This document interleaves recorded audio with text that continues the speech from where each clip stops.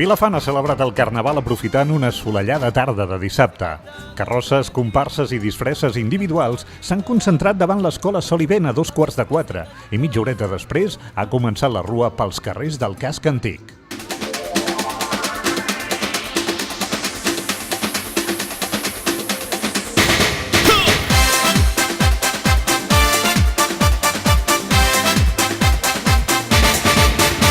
Com sempre, el color ha dominat aquesta cercavila festiva, on s'hi han vist follets, bruixots, caputxetes vermelles, pagesets, indis, pallassos, hippies, dimoniets i fins i tot envasos reciclables.